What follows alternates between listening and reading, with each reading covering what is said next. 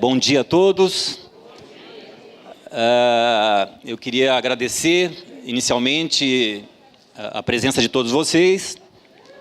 Eu sei que tem gente que veio de longe, né? Nós vamos hoje realizar o encontro de agricultores e técnicos em agroecologia dentro do 2º Paraná Agroecológico, que é o evento que nós estamos realizando aqui na UEM. Então, o dia de hoje é dedicado a esse debate de ideias entre agricultores, técnicos e público em geral, em torno da agroecologia, né? Os estudiosos da agroecologia dizem que a agroecologia é uma ciência em construção, que nós não temos tempo para esperar que a pesquisa nos ensine a fazer agroecologia. Um estudo científico, uma pesquisa, às vezes, ele demora 10 anos para chegar a um resultado, né? A ciência consolidar uma hipótese, comprovar que ela é viável. Então, os especialistas dizem que nós não temos esse tempo e que também a pesquisa sozinha não vai conseguir realizar esse trabalho. Que a participação dos agricultores ela é fundamental nesse processo.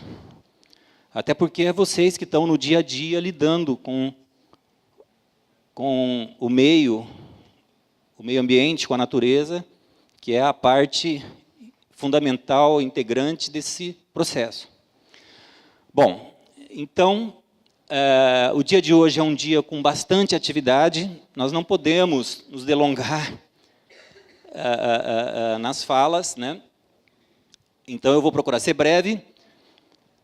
Nós vamos dar início ao nosso primeiro painel, a nossa primeira palestra, né? O pessoal ainda tem alguém ainda acabando de fazer a inscrição. Então, na parte da manhã, nós vamos ter uma série de 6 falas, né? São pesquisadores da Embrapa. Nós temos um pesquisador que vai falar sobre o sisteminha da Embrapa, que é um sistema de produção integrado. Nós temos uma fala em gado de leite, que é com o pessoal do CPRA, do Centro de Referência em Agroecologia de Curitiba. Temos uma fala da Embrapa Pelotas, né? Em avicultura colonial. Temos uma fala da Rose, que é uma psicóloga, que vai falar sobre essa questão do entendimento do nosso comportamento com relação à questão. E, por último, nós vamos ter uma fala de um agricultor agroecológico, né, aqui da região. Bom, a ideia é a gente ter essas três primeiras falas de meia hora, para que às 10h30 a gente saia para um intervalo, um café, que não pode ser longo, 15 minutos, 10, 15 minutos no máximo. 11 horas nós temos que estar, 15 para as 11, nós temos que estar de volta aqui para as palestras finais, tá bom? Então, sem me delongar, sem perder mais tempo, que o nosso tempo hoje é precioso, né? Bom, só com relação às oficinas da parte da tarde, né? E o almoço, já vamos... o almoço ele vai ser realizado na Associação de Funcionários da UEM, que é a AFUEM, fica aqui dentro da universidade mesmo, mas fica na parte de baixo. Então, vocês vão ter que se deslocar, pegar a avenida principal da UEM e descer até o final dela. Mas isso aí, então, nós vamos procurar, nessa hora, sair mais ou menos em caravana, em conjunto, tal. Eu vou pedir para o pessoal que está aqui, os monitores, ajudar nessa chegada até o local, tá? A gente vai estar tentando organizar a saída até o almoço. O almoço também é importante a gente não perder muito tempo. Nós vamos ter 1 hora para o almoço, com deslocamento, tal. Então, eu peço para vocês para serem... né, eu sei que é um dia de confraternização, de, às vezes, ver amigos, ver pessoas que têm a mesma a mesma linha de pensamento e tudo mais, essa troca de experiências, essa conversa, tudo isso é muito bom. Mas, para a gente cumprir a nossa agenda, nós queremos, então, às 13h30, estar começando as oficinas. Vocês vão voltar do almoço, se concentrar de novo ali próximo à tenda, nós vamos ter os monitores que vão levar, eles vão estar com uma placa com o nome da oficina, e vocês vão acompanhar esse monitor até o local das oficinas, ok? Para terminar, com relação a banheiros, nós temos no primeiro andar do prédio aqui, nós temos sanitários, porque aqui, eu acho que o feminino é possível usar no primeiro andar, ontem pelo menos estava aberto, porque esses sanitários do primeiro andar, eles são para funcionários, tá? Então, no térreo, aliás, são para funcionários, no primeiro andar são sanitários, tem água no corredor, tá bom? Oi? O banheiro é no primeiro andar. Isso. O banheiro? Primeiro andar. Tá bom, então. Bom, então, para dar início aos nossos trabalhos, eu vou chamar o pesquisador da Embrapa, José Luiz Guilherme, para falar sobre o sisteminha Embrapa. Desculpe, é Dr. Luiz Carlos Guilherme, Embrapa Meio Norte, Paraíba, Piauí. Parnaíba, Piauí. Pessoal, bom dia. Eu gostaria de agradecer a organização do evento, aí, através do Flávio, extensivo a todos os organizadores e o pessoal que está participando dessa reunião, né? E fico muito honrado de poder, vindo a distância grande, que estou lá no Piauí, né, para conversar com vocês aqui no Paraná. Então, inicialmente, o ponto-chave era o que o sisteminha pode fazer lá no Paraná. Então, como nós estamos numa distância muito grande, eu gostaria de iniciar o nosso bate-papo apresentando um pouquinho do Piauí para vocês. Acredito que muitos de vocês conhecem o Piauí, às vezes, pela televisão, pelas reportagens, mas como que é o Piauí mostrado pelo piauiense. Então, eu gostaria que colocasse, nós temos o hino do Estado, mas um hino temático. Então, que ele percorre todo o Estado com as cidades principais e, principalmente, nós temos o rio Parnaíba, que forma o delta do Parnaíba, com os lençóis maranhenses. E, então, o rio faz parte dessa história toda, né? Então, vou usar esses 2, 3 minutinhos iniciais para apresentar o Piauí para vocês, e depois, com o sisteminha, para aqueles que já ouviram falar, e para os que não ouviram, então, vou tentar fazer essa relação do sisteminha no Nordeste e Norte do país, relacionando isso com o restante do país, e ver se a gente consegue alguma afinidade com vocês aqui, né? Nós temos diferenças de cultura, diferenças de localização, de clima, né? De contexto histórico, mas eu acredito que nós vamos conseguir fazer um link e identificar algumas coisas relacionadas ao sisteminha. Então, por favor, se puder...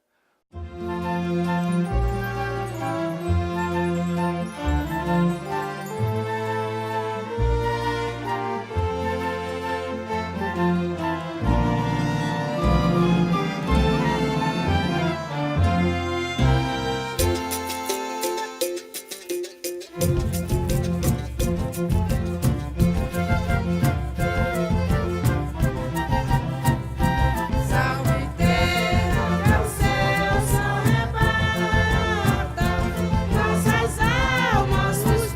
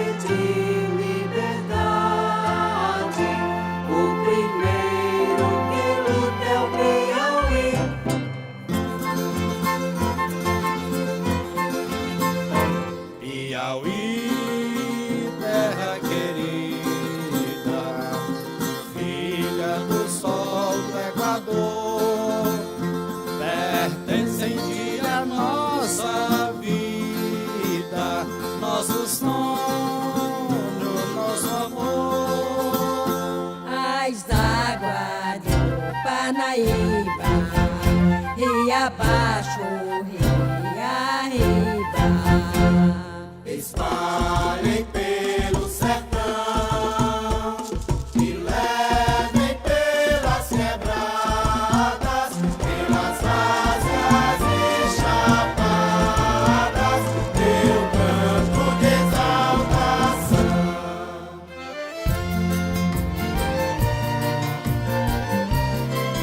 Nós faz tudo um trabalho fecundo e com fé fazer sempre melhor, para que no concerto do mundo o Brasil seja ainda maior. Possas tu, conservando a pureza do teu povo leal, progredir, envolvendo na mesma grandeza o passado, o presente e o porvir.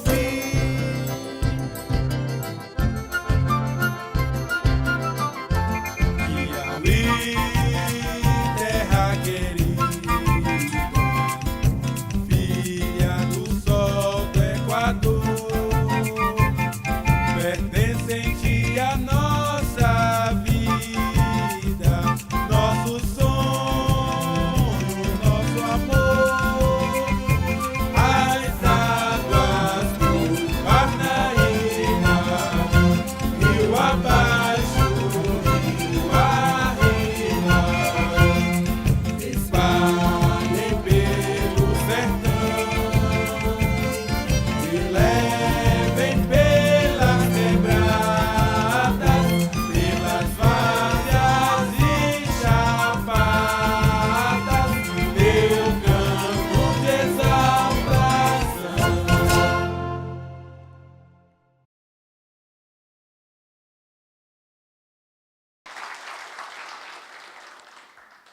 Eu sempre gosto de começar as palestras em outros locais com isso, porque ele demonstra a diversidade dentro de um único estado.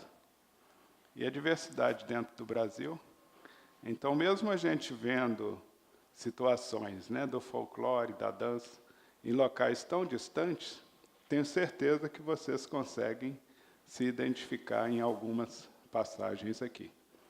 Então, isso é muito importante porque nós temos uma quantidade de pessoas o mais diverso possível, e as necessidades e tudo. E o que destaca, né, em nós, como brasileiros, é essa espontaneidade, essa alegria, essa situação.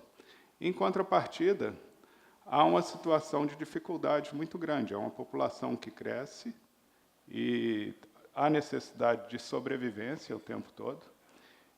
Então, na minha contratação na Embrapa, 8 anos atrás, eu sou de Minas Gerais e tive o privilégio de morar lá no Piauí a convite passando no concurso e o convite para que eu trabalhasse na região.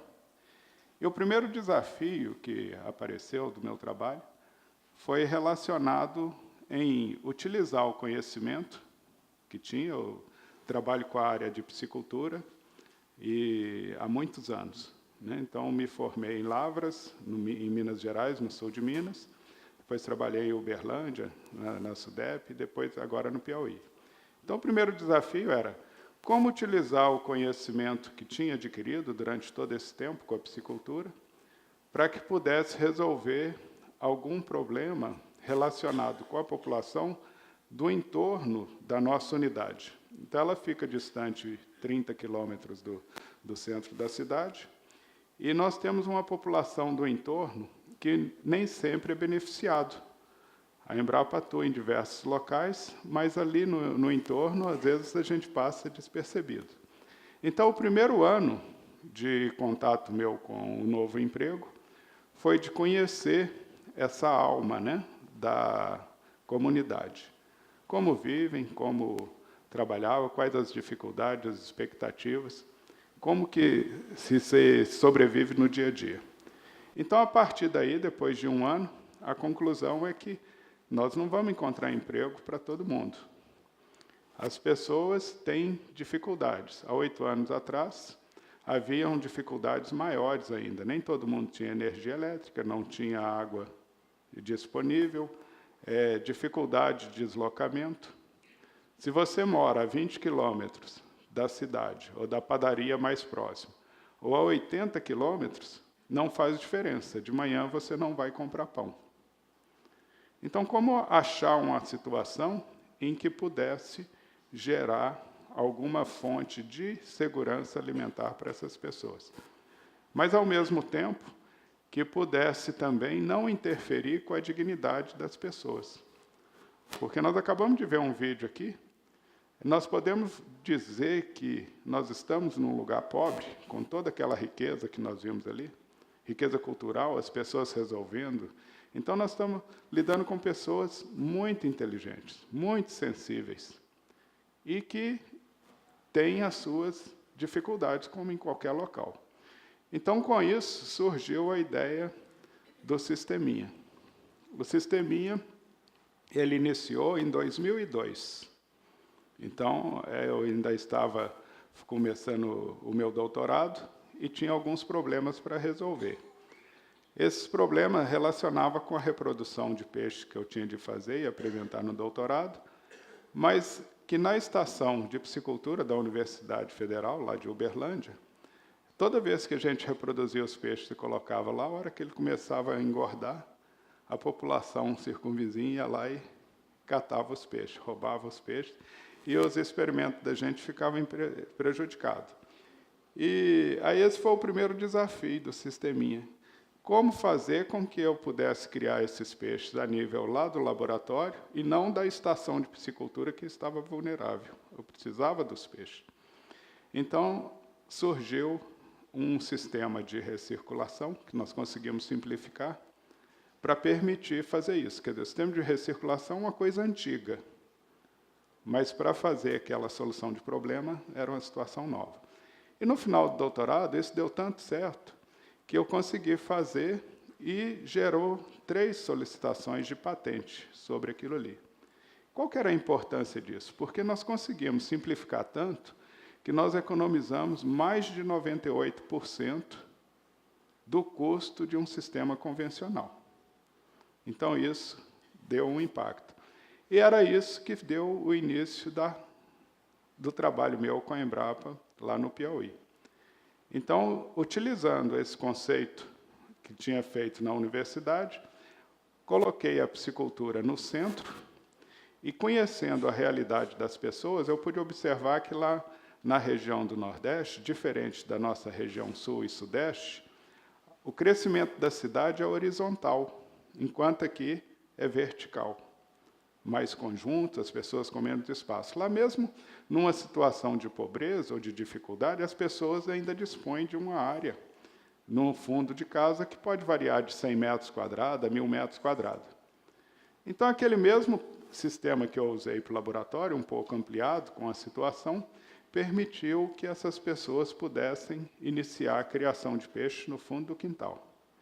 Mas o sisteminha ia mais além. A OMS, a FAO e a ONU, elas recomendam determinadas quantidades de nutrientes para a pessoa ficar bem. Proteína de origem animal e vegetal, minerais, vitaminas, né, carboidratos, lipídios.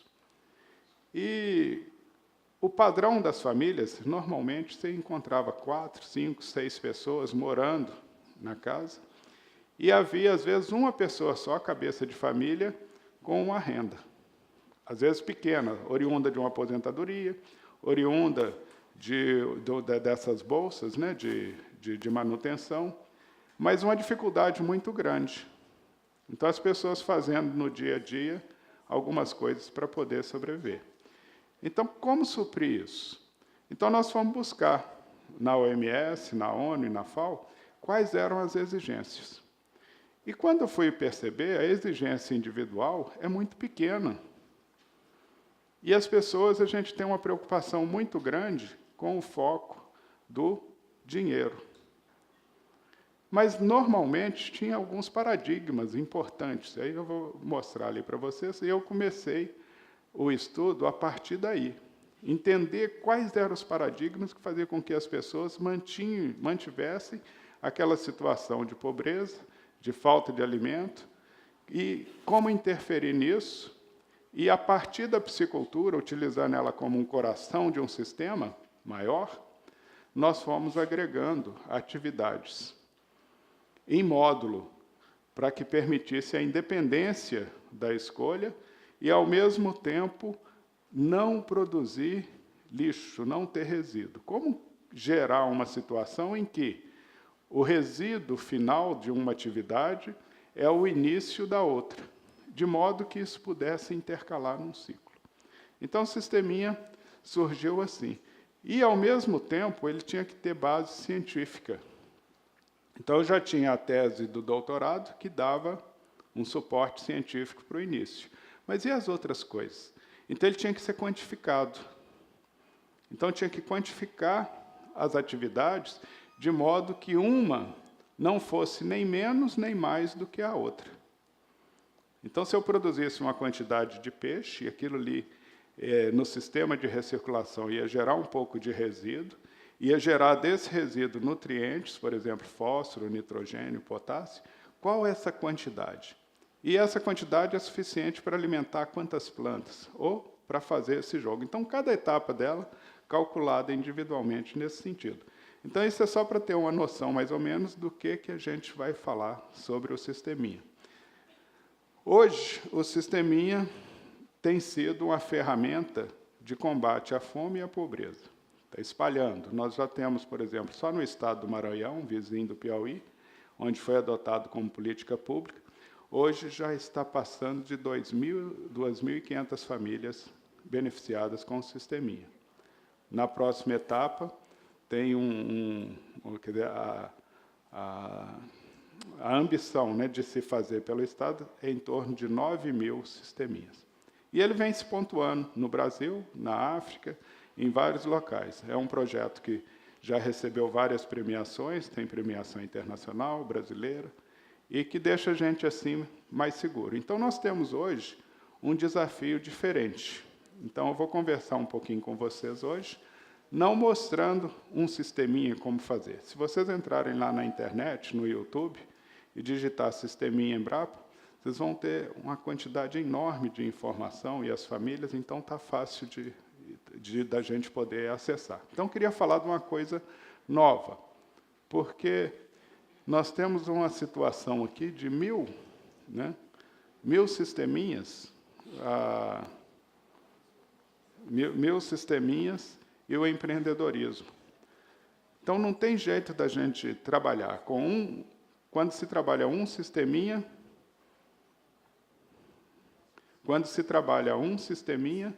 é só a importância com a família, o apontador. Quando você trabalha com 1.000 sisteminhas... Esse muda e se aponta. Ah, tá. Quando você trabalha com 1.000 sisteminhas, é diferente. Um sisteminha é só a família, né? Nós voltamos aqui no sentido da agricultura familiar. Um sisteminha, nós só podemos imaginar o seguinte: o cidadão é dono do próprio destino quando constrói soluções para suas necessidades. Então, isso é o primeiro ponto importante no sisteminha.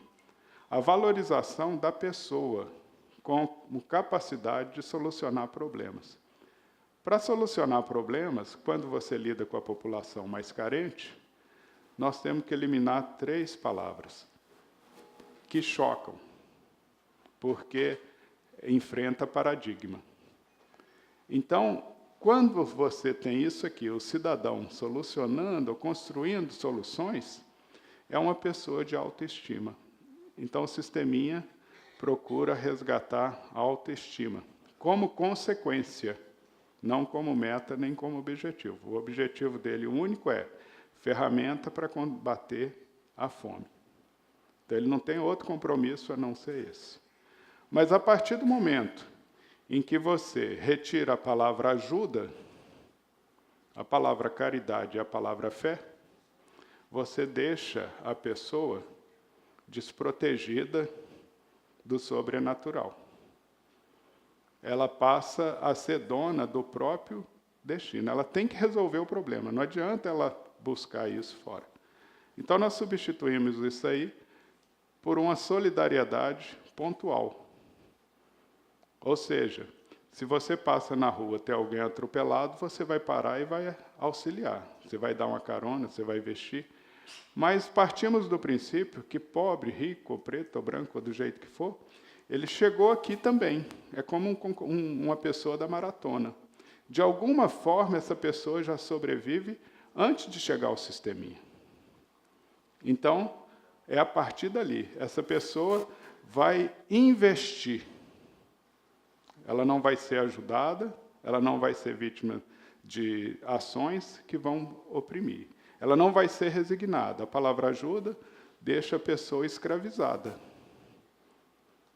A palavra caridade institucionaliza essa ajuda. E a fé cria resignação. Então, a pessoa não muda. Ele está dependente de forças externas. Tá bom? Então, nós vamos ver. Aqui nós temos uma foto com pessoas indígenas, Maranhão, Piauí, São Paulo, Minas. Vocês conseguem identificar de onde são? Dificílimo, porque as pessoas em estado de pobreza não faz diferença. Então, um sisteminha não o incomoda, não tem processo nenhum, é inserido no mercado, ele não incomoda nada, é só a família. Mas 1000 sisteminha é o mercado, porque as pessoas aprendem a trabalhar com pequenas quantidades. Ele produz para o próprio sustento da família. Então, um tanquinho de 3,5 por 4,5, 70 centímetros, lá no Piauí, que é a temperatura mais quente, produz cerca de 30 a 40 quilos de peixe a cada 90 dias. Mas peixe de 200 gramas, que é o peixe porção para a família comer. Com 2 tanquinhos a partir de 70 dias, a família come peixe 3, 4 vezes por semana. Ele coloca um galinheiro pequeno com 20 galinhas industriais, de postura industrial, e aprende o manejo, vacinação, etc. Ele passa a colher 18 ovos por dia depois das 18 semanas. A família não dá conta de comer isso. E são mais de 30 produtos diferenciados. Então, ele começa a ter uma relação pequena com o mercado, mais diversificado, focado primeiro na família. Então, o impacto de 1000 sisteminha, olha bem, 18 ovos por dia, por exemplo, são 540 mil dúzias. São 18 ovos por dia, vezes 10 dias, 180, 540 ovos por mês, ou 540 dúzias por ano. Vezes 1000 famílias, são 540 mil dúzias. O estado do Maranhão inteirinho produz 8,6 milhões de dúzias de ovos por ano. 540 mil dúzias significa 5% da produção do estado. Então, imagina um município pequenininho, de 18, 15 mil habitantes, sem ter uma granja industrial, com 1000 sisteminha, produzindo 5% da produção de ovos do estado inteiro. Então, é um grande impacto, é um grande negócio. mais coletivo. E isso a gente pode ver nas outras produções também relacionadas com o sisteminha.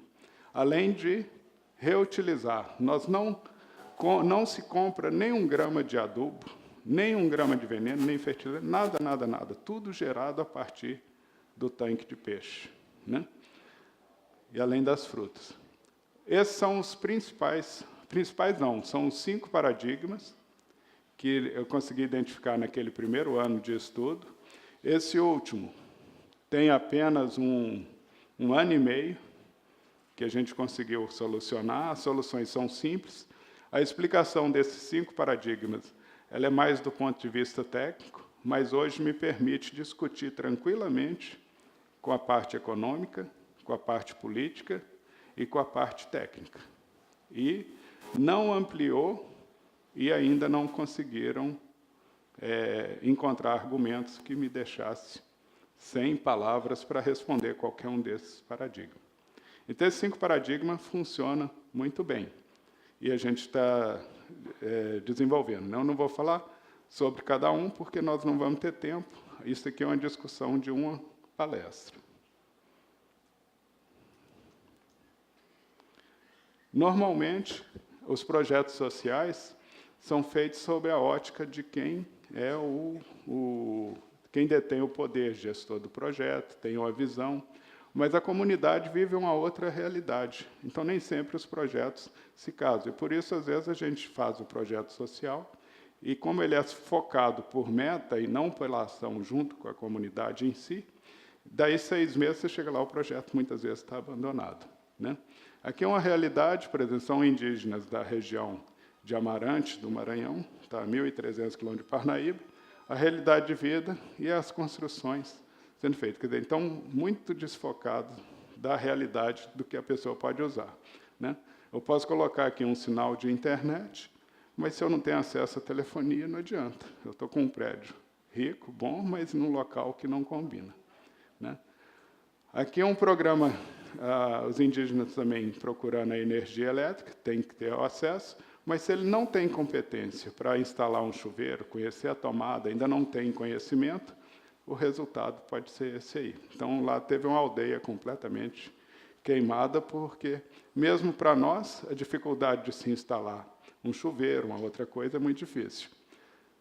O controle, outra característica do sisteminha, é que, antes da assistência técnica, há necessidade de se fazer chegar a informação.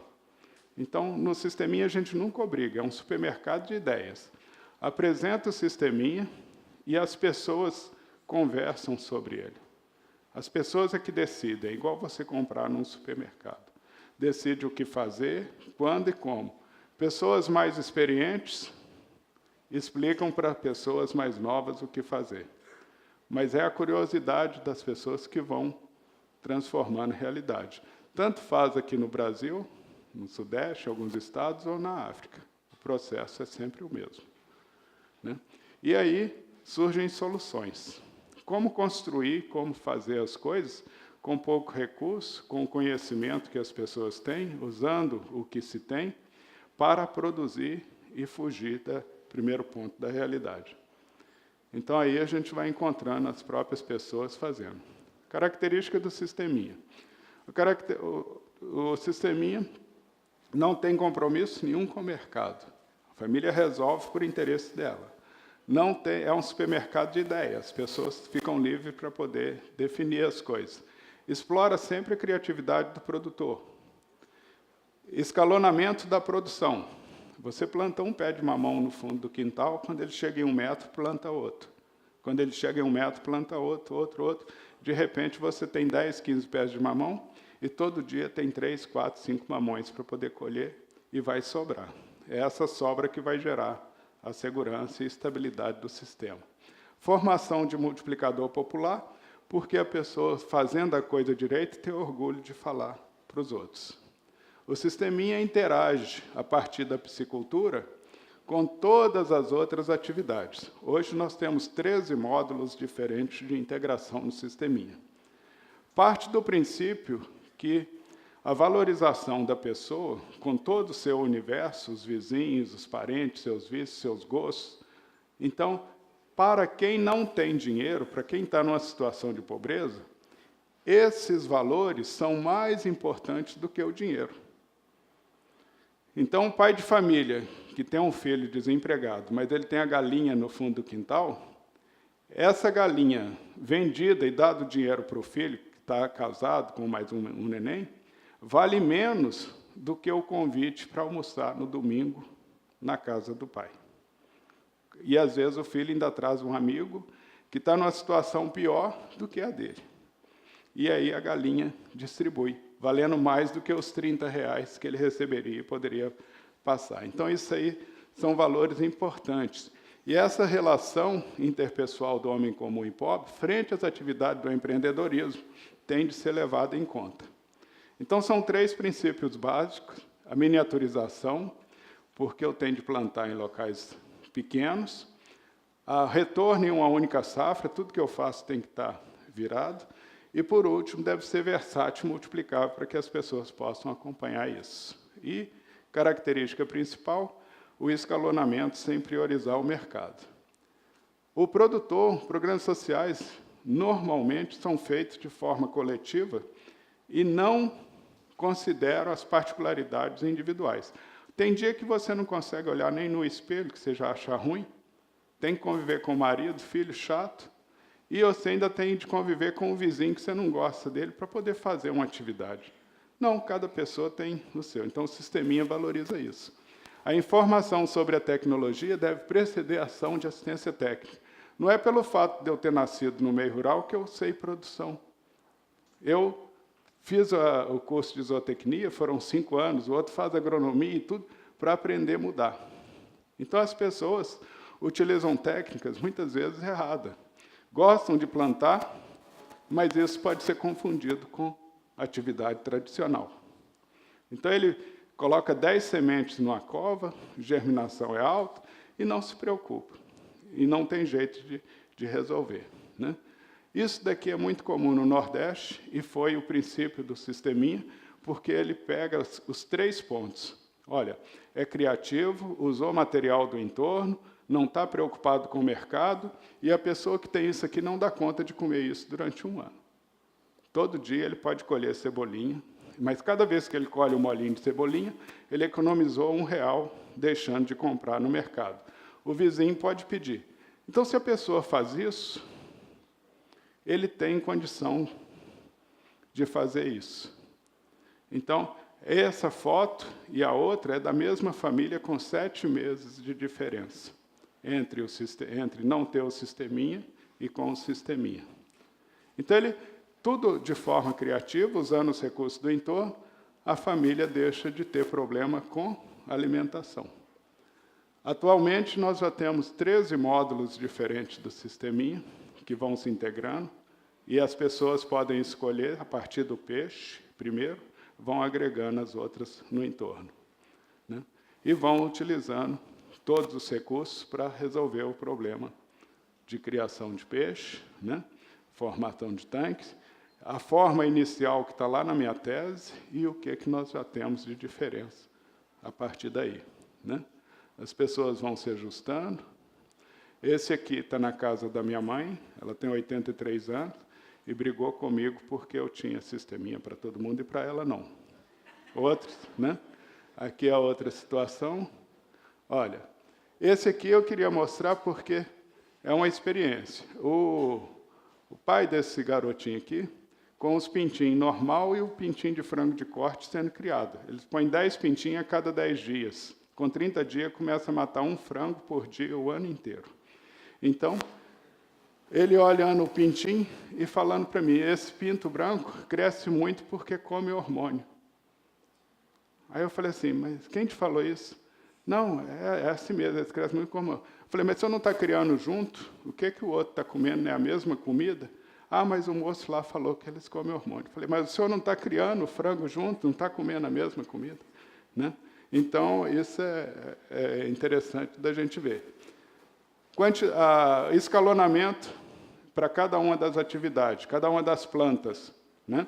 Então, os espaçamentos,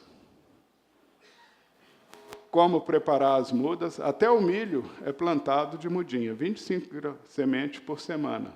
Isso permite escalonar. Olha, 8 gramas de milho, 25 mudinhas, tá a cova, humus de minhoca e escalonamento. Você tem planta pequena, grande e a colheita. Então, todo dia a pessoa tem milho, tem macaxeira, tem abóbora, tem tudo.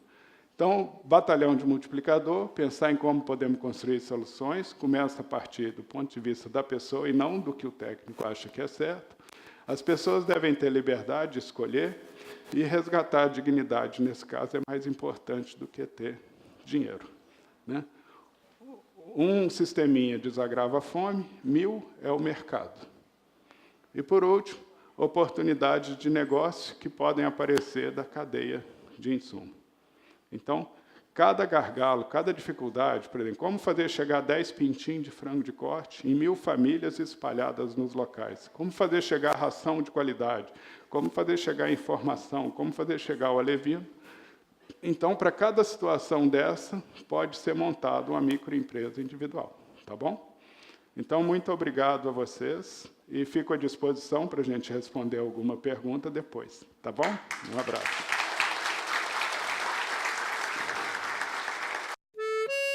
Quando a pessoa resolve os seus próprios problemas e ela é dona do próprio destino, dá início ao que a gente pode chamar de dignidade.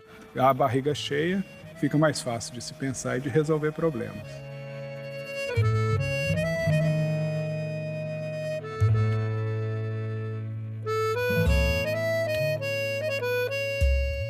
Estamos em Parnaíba, no Piauí, uma cidade com um dos menores índices de desenvolvimento do país. Mas com a chegada de um projeto inovador, a comunidade vem aprendendo a pescar o próprio peixe.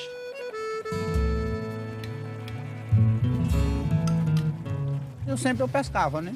Aí passou eu perceber que o rio não estava mais dando o peixe que nós precisávamos para se manter, né?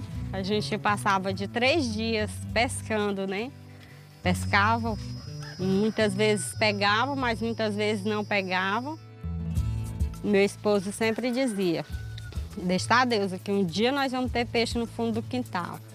Aí eu conversando com um colega meu, aí ele disse, rapaz, na Embrapa eles estão com essa mesma pesquisa que tu está fazendo, na Embrapa tu está fazendo. O processo dele iniciou com a visita técnica à Embrapa, um curso na Embrapa, né, onde qualificou toda a família dele. Ele funciona a partir de um tanque de peixe, que é o motor de um sistema maior, onde os componentes se beneficiam dos resíduos da água do peixe. O projeto dos tanques, o mais interessante ainda é que não é só os tanques em si, ele mexe com muitas outras coisas, mexe com a horta. E cada vez que eles iam dizendo, né, o que ia aparecendo mais, aí é que a gente se animava mesmo. Veio o projeto dos peixes, o projeto dos peixes veio a horta, da horta veio a criação das galinhas. Agora a horta estou pegando dos tanques. A gente vê que a planta fica mais corada, engrossa mais ligeiro. Ele produzindo os alimentos e diversificando em pequena escala, ele tem essa segurança alimentar. Aí ele me ensinou como é que a gente planta de pouquinho para nunca acabar, né? Quando o tomate começa a florar, já está com o outro encanteirado para a gente já ir botando, né? Ao final, ele tem 10, 12, 15 pés de tomate produzindo com idades diferentes. Há produtores que se organizam, sabem da existência desse projeto na Embrapa e procuram a empresa e participam de cursos, de oficinas. Assim como há produtores que sabem desse sistema através de outros produtores, né? Então é o que se chama de transferência de tecnologia horizontal, de produtor a produtor. Eu estou passando o meu conhecimento para os outros, né? Passar mais para os outros para frente e daí mais e mais. Nós queremos ir além de onde Deus permitir, nós temos que chegar lá. É um orgulho muito grande a gente aprender e ainda poder ensinar. Um sistema normal para ser implantado, você gastaria em torno de 5 a 6 mil reais para esse tamanho. No entanto, hoje você consegue reduzir isso para 450, 500 reais, utilizando toda a criatividade das pessoas. Quando o produtor participa e se dispõe a instalar em sua propriedade, ele recria os equipamentos, tá certo? A partir do que ele dispõe de conhecimentos e materiais. E nesse sentido, vai além da transferência de tecnologia e passa a ser uma construção coletiva do conhecimento.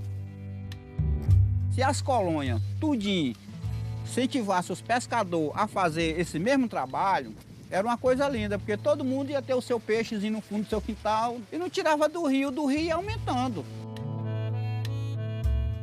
5 horas da manhã eu caço a mulher na cama, ela já está lá aguando as plantas, digo, rapaz, a mulher já está trabalhando na hora dessa. Aí eu me levanto, acompanho. Aí nós trabalhamos até umas 8 horas, vem, toma café, volta de novo. E ali um faz uma coisa, outro faz outra, ali testa o dia. Eu tenho orgulho de dizer que lá na minha casa eu crio meus peixes, meus próprios peixes. E ali nós vamos lá, é ligeiro, nós pegamos, olha o peixinho vindo para cima de geladeira para botar, né? Então é uma coisa, Ave Maria, isso aí é uma coisa maravilhosa, né?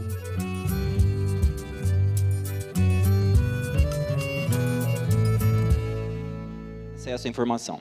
Bom, sem maiores perdas de tempo, nós vamos dar continuidade com a segunda palestra, que é sobre o estado da arte na bovinocultura de leite, de base ecológica, com o médico veterinário Evandro Richter, do CPRA. Bom dia. Meu nome é Evandro, eu trabalho no Centro Paranaense de Referência em Agroecologia. Tenho o privilégio de estar há 10 anos no CPRA. E a gente vem, então, junto com outros colegas, trabalhando não só na questão da produção de leite, né, na produção animal, agroecológica, mas dentro de toda a visão, dentro dos outros atividades agrícolas dentro dessa área. Para trabalhar com a questão, conversar com vocês um pouquinho a questão do leite, foi um desafio a gente estar procurando, né, material para ver como que anda a produção de leite, né, o panorama do leite no mundo e no Brasil e no Paraná, que tem muito poucos dados. A questão do leite orgânico, praticamente a gente pode dizer que inexiste, né, dados confiáveis dentro do nosso panorama. Eu consegui resgatar pontos que eu acho importante da gente estar discutindo aqui e algumas percepções minhas de mercado que a gente tem de o que está acontecendo, na realidade, no mundo e mais próximos de nós, nesse mercado de leite, que tem uma demanda muito grande, né? A gente escuta falar muito, né? Mas, na realidade, o resultado, né, dessa discussão, dessa atividade, a gente não se materializa.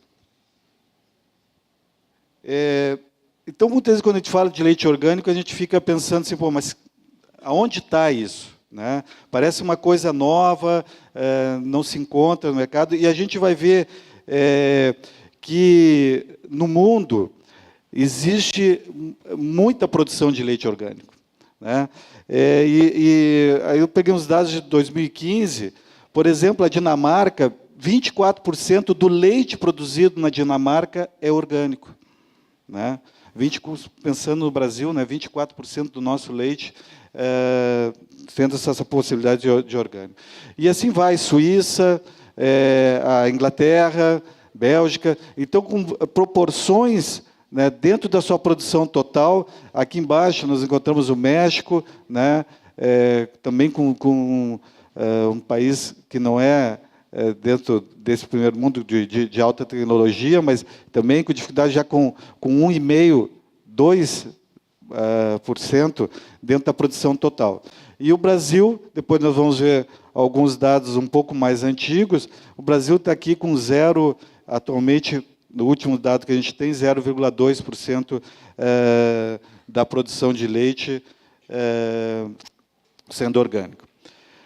E o crescimento, né, pessoal? A gente sempre fala que a produção de orgânica sempre aumenta, o pessoal fala 10% ao ano, tudo, e aí a gente conseguiu esses dados, né, o aumento.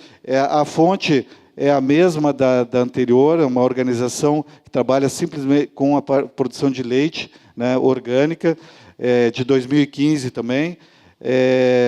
Então, nós temos aí um aumento no mundo, né, de 6% nos anos de 2012 e 2013, isso geral dentro do mundo, na América do Norte, onde pega Canadá, Estados Unidos e México, né, nesse último também em torno de 6%. A Europa, já por estar se desenvolvendo há mais tempo, um aumento menor dentro da produção, né, em torno de 4%, e o restante do mundo, aonde nós estamos, estão aumentando, então, nesses últimos dois anos, né, em torno de 40% a produção de leite orgânico. Então, mostrando aí que existe uma procura, né, uma demanda dentro do mercado, dentro da questão da produção de leite, e existe, então, essa produção está sendo intensificada em todo o restante do mundo. Nós temos, então, os dados, principalmente do colega João Paulo, ele é da Embrapa do Cerrado, tá? Que trabalhou alguns dados em 2011, para a gente ter essa panorama. Em 2005, a produção, segundo a Aroeira, era de 0,01%. Né? Em 2010, passamos para 0,02%. Né? Isso é que corresponderia hoje a 6,8 milhões de litros. Né? E aí ele caracterizou o sistema, naquele momento, o que era o sistema de produção de leite a nível de Brasil. Né? O que nós teríamos? Então, uma área média de 32 hectares, né? Um rebanho médio, isso pensando a nível de Brasil, pessoal. Um rebanho médio de 41 vacas, né?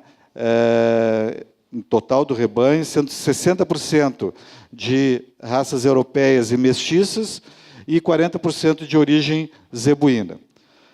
A produção média, então, entraria de 9,2 no verão e 8,2 no inverno. Diferente, como você pensando no Brasil, diferente aqui dos estados do Sul. Né? Os estados do Sul, nós temos uma maior produção no inverno e uma menor produção no verão. Mas, pensando a nível de Brasil, nós teríamos essa média de produção. O número de produtores, né, em 2010, a nível de Brasil, né, quando a gente fala a nível de produtores, são nível de produtores que têm registro dentro do Ministério, tá, e com SIM, CIP ou CIF, tá, número de vacas ordenhadas 2.000 e total do rebanho 3.200 animais.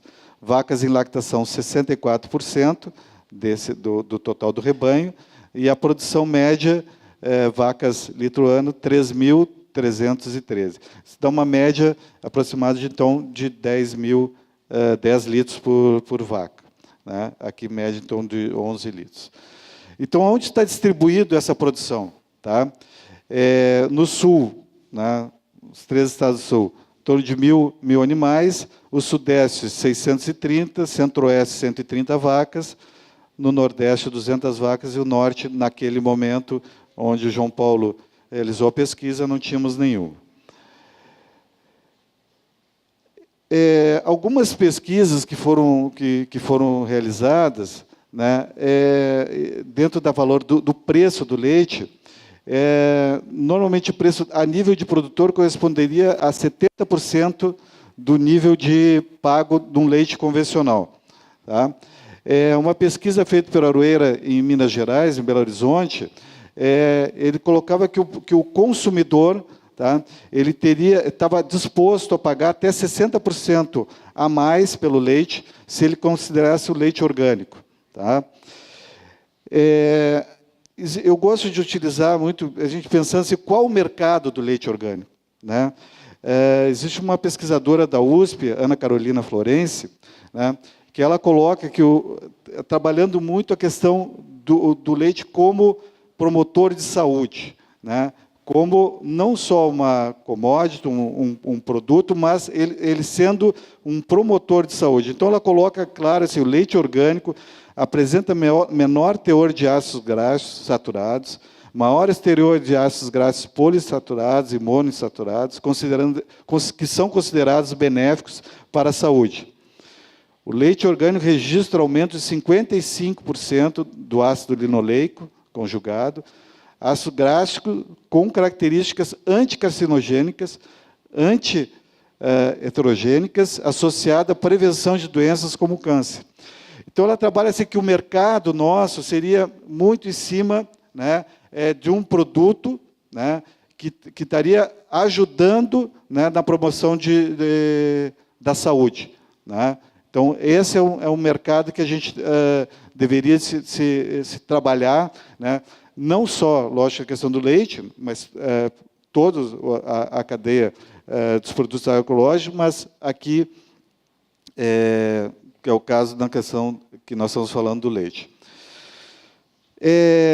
Fizemos um apanhado geral dentro dos tipos de comercialização que nós temos, né? Onde nós estamos atuando mais a nível de Centro Paranaense de Agroecologia, nessa linha, o que eu acredito mais, essa linha de dentro dos circuitos curtos, né? Mas o que caracteriza esses circuitos curtos de comercialização à base do leite, né? Então, a produção própria dentro da agricultura familiar, a venda direta, né, produtor-consumidor, caracteriza a questão dos consumidores fiéis, né, os consumidores que vêm comprando os produtos lácteos orgânicos, são fiéis, toda semana continuam adquirindo, pontos de venda em pequenos comércios, né, ou direto mesmo, né, a distribuição própria, pequeno volume de leite, a venda integrada com outros produtos orgânicos, né? E aqui alguns exemplos, né, que fazem esses circuitos curtos de produção, né? Alguns exemplos aqui do Rio Grande do Sul, né, Minas Gerais e aqui no nosso do Paraná. E existem outras formas de comercialização que tem no Brasil, né, que está ganhando espaço, que são já laticínios que têm uma outra visão, já uma visão mais industrial, né, de comercialização, de produção e comercialização, não depende só da produção própria, familiar, mas sim já adquirindo produtos de outros produtores, né? Então, eles são baseados em propriedades âncoras, isso a gente viu que todos eles inicia principalmente naquela parte inicial da propriedade dos circuitos curtos, e depois ele vai agregando outras propriedades, né? Então vai se tornando então um laticínio orgânico, mas já com uma característica normal, né, que a gente encontra nos outros mercados, né? Ele tem formação de linhas de leite próprias, né? A agricultura familiar é majoritária dentro dessa cadeia, tá? Ainda continua com um pequeno volume, pensando na questão de ser um laticínio mais industrial, mas existe um grande crescimento dentro da produção, né? E ampla linha de produtos, né? A maioria transformados. Então, são poucos laticínios que trabalham com a questão do leite como produto final. E sim, trabalhando, agregando com iogurte, manteiga, requeijão, outros produtos que vão estar agregando valor a esse produto, né? E aqui exemplos, né? O Timbaú, você tem uma ideia de Alagoas, esse produto, ele coloca leite no mercado orgânico de Curitiba. Se vocês vão no mercado orgânico de Curitiba, o leite que vocês encontram vem do Alagoas, né? É um contrassenso, pensando na questão agroecológica, o deslocamento desse produto para cá, mas é o que nós tem disponível no mercado de Curitiba. A Fazenda Vale das Palmeiras, até ator global, tem a fazenda dele, faz o marketing dele também aqui, né? Esse laticínio Tiger de Minas Gerais, onde está avançando, os caras estavam com produção de 30 mil litros de leite, né? Uma grande produção, acredito eu que seja a maior produção a nível de Brasil, e essa outra fazenda na Paraíba. Dentro do Paraná, então, o que eu encontrei de produtos registrados, né, pessoal, existem outros produtos, até pode ser que tenha, né, e a gente desconhece, mas de produtos registrados, CIP, dentro do Ministério, e registro CIP ou SIM, nós temos, então, que eu encontrei, depois acho que até no debate a gente pode estar vendo outras experiências, encontramos, então, 3 experiências que estão funcionando de produtores orgânicos, né? Esse aqui na região de Irati, né? Entrega praticamente exclusivo para merenda escolar, né? E esses 2 na região de Curitiba, esse aqui da família Ecker, que trabalha leite in natura e outros produtos, iogurte, manteiga, né? Vende nas feiras principalmente.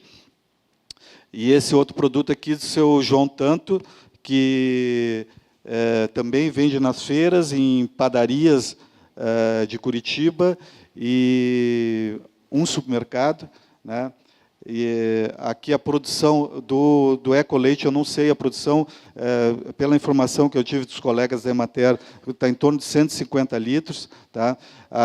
Aqui da família Ecker, 200 litros dia, tá? E do seu João Tanto, com 60 litros dia. Aqui nós temos CIP, SIM, passando para CIP, e esse é SIM. Essa aqui do seu João, com 60 litros por dia, só para vocês terem uma ideia, como na questão de agregação de valor, ele só trabalha com requeijão, manteiga e coalhada. Tem CIP, ele tem 3 com 60 litros por dia, na média, tem 3 empregados, trabalha ele e a esposa, né? Com esse volume de produção, né? Comercialização toda direta. Bom, pessoal, não é só também, acho que a gente tem que estar mostrando e tentando entender um pouco por que existem alguns casos de retrocesso dentro de laticínios que produzem orgânico, que foram laticínios chaves no início dentro da produção, né? Nós temos exemplo aqui do laticínio Calunga, de Brasília, né? Acredito que acho que foi um dos primeiros pioneiros dentro da produção de leite orgânico, e o Nata da Serra, né? Toca da Serra, tá? Que está ligado ao grupo Pão de Açúcar, né? Que os dois pararam com a produção de leite orgânico, né? Mesmo tendo já alguns anos de estrada. E eu até fazendo um pouco de uma provocação, para depois a gente estar discutindo mais tarde, eu acredito que isso se deve aos processos, né, da transição, principalmente colocado por Glisman, né, na produção dentro da agroecologia. Isso eu vou colocar a minha posição. Dentro da produção vegetal, ela é muito mais fácil de nós estar trabalhando processo orgânico que o animal. E a gente pode parar, né, dentro da substituição de insumos. Continuo falando, dentro da minha visão. Né, a produção orgânica, nós podemos parar simplesmente dentro da substituição de insumos, e nós temos uma produção orgânica. Né. Na produção animal, né, no leite, principalmente, se a gente ficar simplesmente dentro dessa troca de insumos, né, que é um papel importante, né, dentro do que o Glisman fala, a questão de redução de insumos, nós está usando melhor esses insumos e depois passando por uma troca, né, entre produtos convencionais para o orgânico, nós chegamos a um certo patamar e começa a nos dar uma série de outros problemas que só o redesenho, nós partir então para patamares maiores, só o redesenho da propriedade, nós entender então a propriedade como um todo, né, nós trabalhar com a questão holística, nós vamos continuar mantendo a questão de produção orgânica, né? Isso na questão de produção de leite, principalmente. Tá? Que eu acredito isso, vamos dizer assim, a gente vivenciou, nós estamos com a produção de leite orgânica, em bases agroecológicas, há 7 anos. Né? Então, nós passamos por todos esses patamares aqui, e quando a gente achou que estava entendendo do processo, que não estávamos mais utilizando produtos alopáticos, né? Então achamos que bom, agora já temos o leite orgânico, começa a nos aparecer outros problemas, outras relações que a gente não estava acostumado com isso, e aí os desafios são bem maiores, né? Conseguimos passar, e realmente essa questão de trabalhar o redesenho, aí passar para a questão do consumidor, eu acho que é fundamental. Acredito que seja isso que esteja... A Calunga eu fui visitar nos primórdios, e depois eu só recebi informações que batiam um pouco com essa informação, e a Fazenda da Toca eu não conheço, mas eu acredito que deva ser. Eles continuam com a produção orgânica, vegetal, mas a produção animal de leite não. Obrigado. E aí, um pouco... De novo, quem é esse nosso consumidor orgânico? Né? Só para colocar, aquele produtor que eu falei do seu João Tanto, ele tem uma visão quem é esse consumidor, mas isso aqui é uma das comercializações dele no mercado de Curitiba, na feira, né, do passeio público.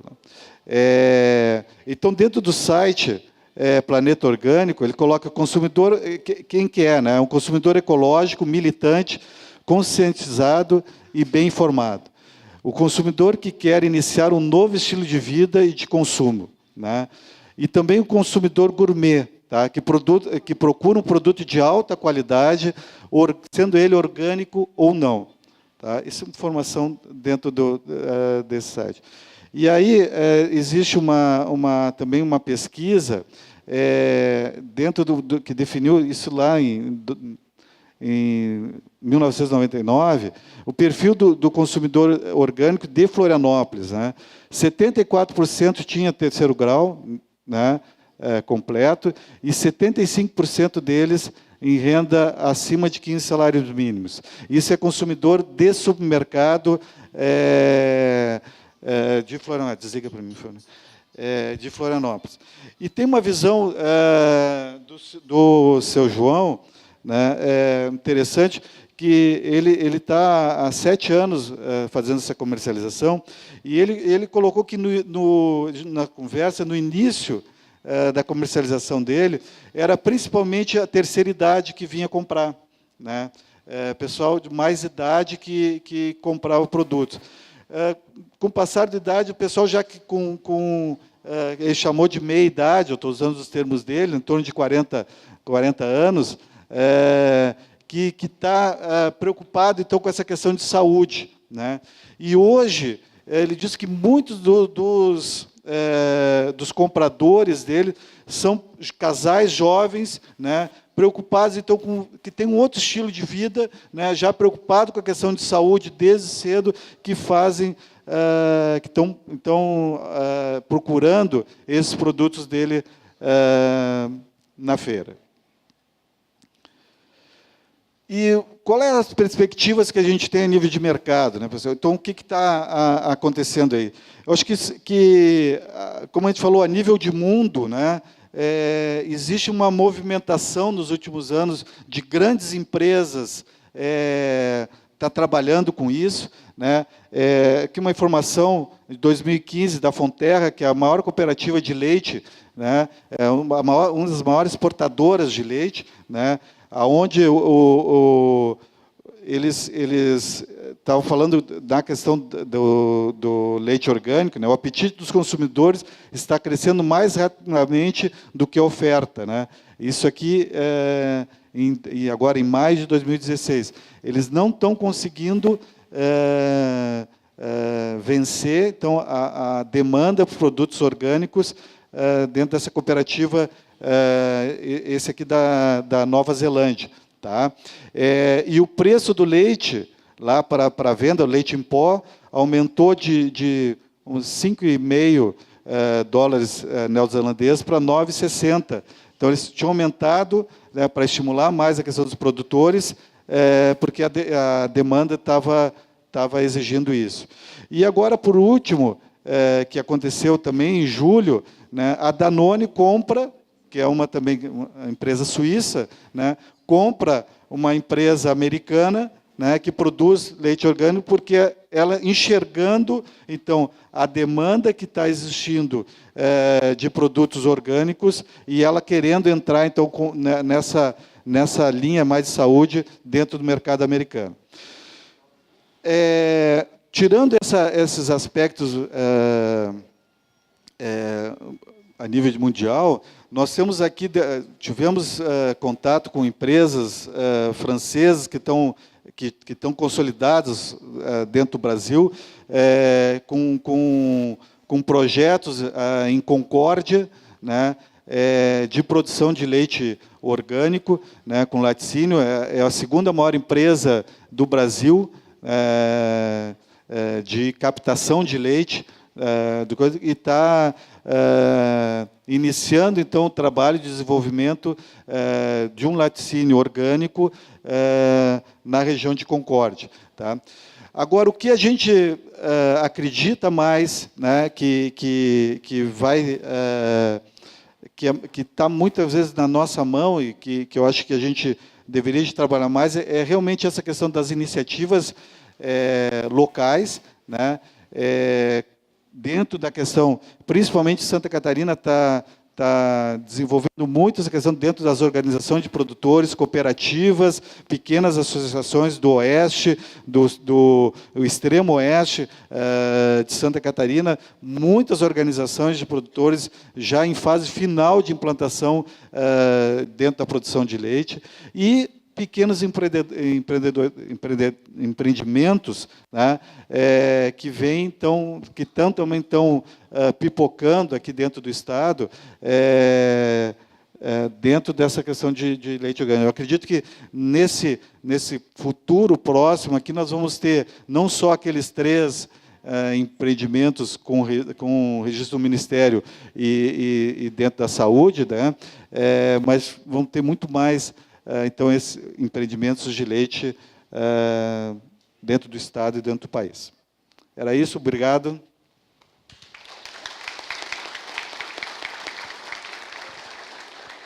Consegui economizar 3 minutos. Eu queria agradecer ao Evandro e dizer que, na parte da manhã, pessoal, não dá para aprofundar aspectos técnicos, né? E quem tem interesse no tema, tanto do gado de leite, como do sisteminha, como da avicultura colonial, tem a oficina na parte da tarde, que aí vão ser 4 horas de conversa sobre o tema, abrangendo aí os aspectos técnicos. Tá? Bom, vamos dar continuidade, então, com a palestra do pesquisador da Embrapa Pelotas, o João Pedro, eu vou tirar o Llanos, João Pedro Zabaleta. Bom dia a todos. Bom, a minha apresentação é sobre avicultura colonial. Avicultura colonial nós chamamos no Rio Grande do Sul a mesma avicultura que se chama mais para o centro do país e para o norte de avicultura caipira. Nós chamamos colonial porque o Rio Grande do Sul, assim como vários lugares, o Paraná também, é uma região de colônias. Então nós temos a colônia portuguesa, a colônia alemã, a colônia pomerana, colônia italiana, colônia polonesa, colônia francesa. Então, nós optamos por chamar de colonial, no sentido de valorizar essa cultura toda que a gente tem, toda essa cultura dos colonos, e chamamos de avicultura colonial. Na legislação, existe uma legislação para isso, a legislação enfoca da mesma forma, se fala em avicultura colonial ou avicultura caipira, frango colonial ou frango caipira, é a mesma coisa, existe legislação que normatiza isso. O nosso trabalho ele busca a geração de renda, e nós colocamos isso em destaque em primeiro lugar, nós queremos renda, nós queremos que essa pessoa consiga fazer pequenas ou maiores compras e que isso gere empregos, gere diversificação. Nós trabalhamos muito em locais onde tem monoculturas, e monocultura de frutas, no caso de Pelotas, que é onde se insere a Embrapa Clima Temperado, com o pêssego, ou monocultura do arroz, ou monocultura da pecuária, e é importante ter alternativas e ter diversificação. E, nesse sentido, a gente já cumprimenta aqui, né, os organizadores desse evento aqui, a equipe toda de organização, especialmente o professor Osinaldo, pela coragem em fazer esse evento, né, nesse momento, com tanta dificuldade de recursos, e numa região onde a monocultura é tão expressiva, né, e também onde causa tantos problemas, e daí a importância de buscar alternativas. Então, essa equipe toda aí, obrigado por ter essa coragem, né, de trazer essa discussão. Então, a avicultura busca essa diversificação, enxergando sempre a sustentabilidade. O sistema que a gente tem trabalhado é um sistema onde entram várias entradas. Nós colocamos o frango aqui no meio, mas não precisaria ser no meio. Não é importante que a galinha seja a atividade principal da propriedade. A ideia é que ela esteja presente em um sistema, seja de produção de fumo, que é muito forte no Rio Grande do Sul, entre Santa Catarina e Paraná também, e causando vários problemas, vários. Inclusive, a depressão está associada fortemente a isso, o suicídio está associado fortemente a isso, e a gente já teve agricultores que já falou para a gente, disse, olha, eu agora me sinto mais entusiasmado, eu já pensei em mais de um momento, eu fui para o mato com uma corda para me suicidar. E é uma realidade que a gente convive. Tem alguns municípios que a gente convive no Sul, que são campeões no número de suicídios no Brasil, geralmente agricultores. Então, é importante essa busca de alternativas. Então, a avicultura entra como um componente de um sistema, seja qual for esse sistema, ele é muito flexível.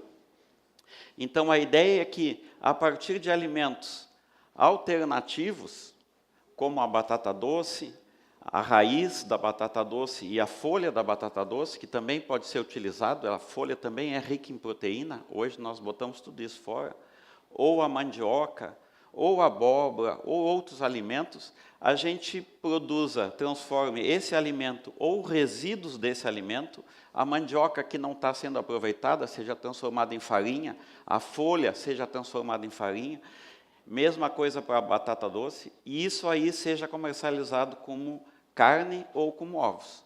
A ideia é essa, agregar valor a esses resíduos e atingir um mercado sedento. O mercado hoje implora para a gente para ter produtos diferenciados, e muitas vezes a gente não consegue ter. Nós trabalhamos com muitos parceiros. Eu estou apresentando aqui hoje esse trabalho, mas nós temos uma parceria com várias instituições, várias pessoas, profissionais que trabalham por conta própria, são parceiros. E aqui a gente tem uma parceria muito legal com o Núcleo de Agroecologia, tem pessoal aqui do Núcleo de Agroecologia, e a Associação Vale Vida de Jandaia do Sul, Marumbi e Caloré, também são parceiros, e onde a avicultura já é uma atividade de renda expressiva, contribuindo para a qualidade de vida. Você é um professor, parceiro, um curso sobre nutrição. E o que é a avicultura, né?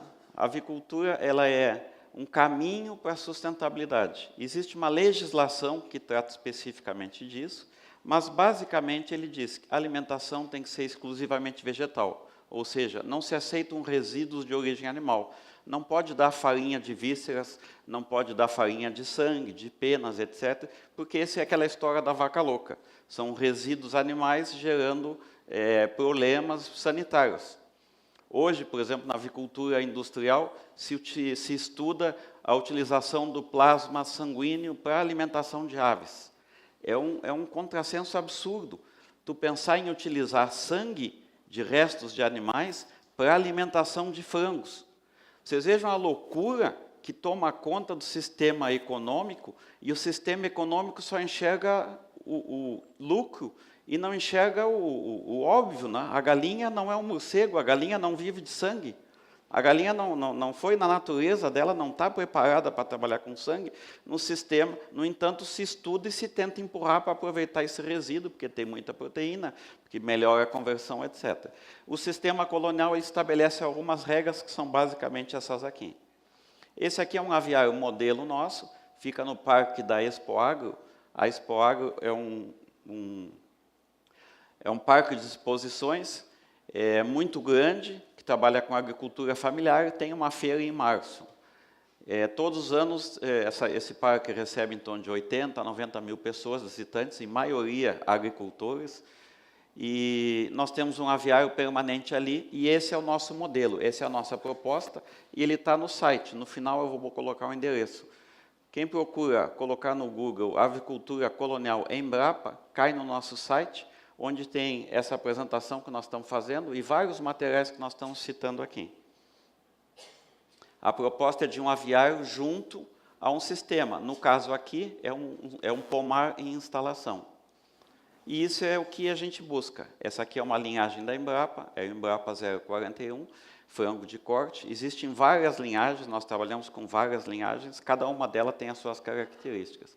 Mas, basicamente, a imagem que o consumidor hoje quer é essa aqui. Ele busca isso e ele paga melhor por isso. E se ele não pagar melhor, eu consigo vender mais fácil. Então, muitas vezes, quando eu faço um produto diferenciado, não é só porque eu vá ter uma renda maior. Eu posso até não ter uma renda maior, mas a minha facilidade em comercializar isso é muito maior. Então, acaba se convertendo em renda. Bem-estar animal. Quem trabalha na área de agroecologia já sabe, né? Os animais não são máquinas. E nós temos que trabalhar de forma diferente com isso. E uma coisa interessante, quando nós começamos a buscar alimentação para aves coloniais e avançar no sentido agroecológico, porque a avicultura colonial permite a utilização de milho e soja transgênico. Mas nós queremos avançar nesse sentido de poder sair desses produtos que nós não temos controle, que eles são caros. Já foi citado, ontem teve uma palestra aqui de abertura, 2 palestras muito interessantes, e o pessoal comentava isso, nós não temos domínio sobre isso, são commodities, e as empresas que fornecem sementes não estão na nossa mão, as que compram não estão na nossa mão, e se para os Estados Unidos faltar álcool, eles vão levar todo o milho para lá, para fazer álcool, e o milho aqui dispara, é o que nós estamos vendo. Então, nós temos que ter alternativas, é uma questão de segurança nossa. Então, a alternativa, quais são? Na natureza está cheia de alternativas. O nosso pensamento é que se bloqueou em que, quando nós pensamos em galinha, nós pensamos em milho. Se pensar qual é o alimento para a galinha? Milho. Mas vamos voltar. A galinha chegou aqui em 1500. Isso é relato da carta de Pero Vaz de Caminha, né? A gente se lembra, estuda isso na escola. E ele dizia que mostraram uma galinha. A galinha não existia aqui, já existia no Chile. A galinha araucânia, muito parecida com a nossa, mas não tinha chegado aqui. E a galinha chegou aqui. E aqui ela encontrou o milho. Encontrou no Rio Grande do Sul, no Paraná, ao redor do Sul, toda a América do Sul e do Norte, e que existiam trilhas que os índios, né, Mapuches do sul do Chile, maias, astecas, caminhavam nessas trilhas e levavam, trocavam sementes. Então já existia aqui nessa região o milho. Então foi nessa região, foi na América, que a galinha encontrou o milho. Então até 1500 ela viveu sem o milho, e viveu muito bem. Então nós temos que buscar alternativas. Por que nós fechamos no milho? Porque o sistema todo de pesquisa, o sistema acadêmico, o sistema, toda a Revolução Verde, trabalhou com o milho, porque o milho é uma cultura tecnicamente muito boa, mas ele tem uma série de vantagens. Não existe transgênico de batata doce, porque o milho é um produto que tu faz vários tipos de ração, ração para peixe, camarão, cachorro, é um produto de múltiplas utilidades, então a indústria centrou fogo no milho. Então, a partir daí, começa a haver uma coevolução entre o setor de milho e a indústria de aves. Uma coevolução entre o setor de soja e a indústria de aves. Uma coevolução entre o setor de fábrica de equipamentos, a John Deere, New Holland, a Monsanto fazendo transgênico, os agrotóxicos, os herbicidas, e começa a haver uma grande parceria entre todas essas empresas em torno da avicultura, em torno da suinocultura. Então, para esse sistema, o milho transgênico, o milho, mesmo sem ser transgênico, que é muito difícil de encontrar, ele faz sentido, ele funciona, todos ganham nesse sistema. Mas para nós ele não serve. E nós tentávamos produzir um frango colonial avançar para um orgânico, mas nós estávamos presos no paradigma de que nós tínhamos que alimentar a nossa galinha com milho e soja. Só que tinha que deixar de ser orgânico. Até que nós rompemos esse paradigma, porque nos demos conta que nós estávamos usando a mesma forma de pensamento que foi criada pelo setor industrial. E a gente sabe que para combater uma doença, tu não pode usar as mesmas ferramentas que criaram aquela doença. Tu tem que pensar de outra forma. A Revolução Verde, então, propiciou essa enorme expansão na avicultura. O que em 1930 se levava 79 dias para produzir um frango, em 2016 se leva 38, 45 dias. A conversão é a quantidade de alimento que um animal come para aumentar o seu peso vivo. A conversão baixou de 4,5 kg para 1,5 kg. É um avanço fantástico da indústria de frangos. Nisso aí tem o trabalho de maravilhosos pesquisadores na área de genética, área de nutrição, mas basicamente genética. A área de nutrição avançou, mas a grande diferença é a genética. E esses paradigmas nos chocou isso, porque nós nos demos conta que tentando fazer um produto diferenciado, nós estamos usando a mesma lógica. E aí é interessante a gente parar um pouquinho e pensar sobre esses modelos, esses paradigmas que a gente tem. E os modelos mentais, né? Vocês vejam o seguinte, a máquina de datilografia, que alguns aqui usaram, quando surgiu o teclado, se utilizou o mesmo teclado da máquina de datilografia para o computador. Por quê? Porque a máquina de datilografia, quando se escrevia muito rápido, as teclas acavalavam. Lembram disso? A gente tinha que manter um ritmo. Para manter o ritmo, alguém, não sei se foi Olivetti, quem os primeiros criaram a máquina, eles pegaram um texto e viram quantas vezes aparecia a letra A, quantas vezes aparecia a letra B, a letra C, e então dividiram as letras que apareciam mais e colocaram em posições que precisava demorar um pouquinho mais de tempo. Então, distribuiu as vogais. E aí tu consegue manter um ritmo para não acavalar as teclas da máquina de datilografia. Quando surgiu o teclado, não precisava mais problema, o teclado não acavala, eu posso digitar mais rápido. Mas nós não mudamos o teclado, nós seguimos com o modelo que já estava. Ou seja, nós respeitamos aquele paradigma. Quando surgiu a bicicleta, que é posterior ao cavalo, se utilizou o que se chamava na época de selim. Em alguns lugares ainda chamam selim. Selim vem do quê? De sela, porque ele imitava uma sela do cavalo. É o paradigma. Nós fizemos uma inovação e utilizamos alguma coisa mais próxima da nossa realidade. E aí é interessante a gente olhar a quebra de paradigmas. Então, se a gente olhar na história, e alguns aqui se lembram, houve uma guerra em 1965 dos Estados Unidos com o Vietnã. Os Estados Unidos, essa potência bélica que a gente está vendo, né? Que todo dia tem que arrumar um inimigo novo para poder gastar as armas dele, e essa potência bélica entrou na guerra contra o Vietnã, um país pequeno, camponês, pobre, e eles utilizaram toda a tecnologia deles, de aviões, de bombas, e o vietnamita usava os equipamentos deles, armas, muitas vezes armas velhas, e eles tinham uma lógica que eles viviam 4, 5, 10 dias dentro de um buraco, saíam de um buraco, dava 2 tiros, matava 2, 3 americanos, entravam para dentro do buraco e ficavam escondidos. E os americanos não achavam eles. Aí, eles começaram a usar o napalm, o Tordon 2,4-D para fazer o desfoliante, né, para desfoliar, para ver se achavam aqueles diabos, onde é que estavam aqueles caras para poder acertar eles, porque eles tinham bomba, mas tinha que mirar com essa bomba. E não conseguiam. E toda essa potência, com helicóptero, soldado treinado, piloto treinado, etc., etc., e os vietnamitas numa outra lógica de guerra. Em 1975, os Estados Unidos levou a grande derrota deles, acredito que foi a única derrota militar no século passado, e se retiraram de Saigon numa retirada vergonhosa, porque eles fizeram uma avançada e foi um desespero, saiu todo mundo. E aí, o que nos interessa dessa questão histórica? Nos interessa qual é a lógica para nós utilizarmos na avicultura colonial ou na agricultura familiar. Essa lógica, o Vietnã não entrou numa lógica de guerra igual aos Estados Unidos. Ele não financiou pelo Banco Mundial um porta-aviões, um helicóptero e mandou treinar pilotos na França. Ele utilizou os recursos locais que ele tinha para fazer uma guerra de acordo com as ferramentas e que fosse mais favorável para a realidade deles. Eu acho que essa é a lógica que nós temos que usar na agroecologia e, no caso, na avicultura colonial. Nós temos que puxar essa lógica para a nossa situação, o que nos convém.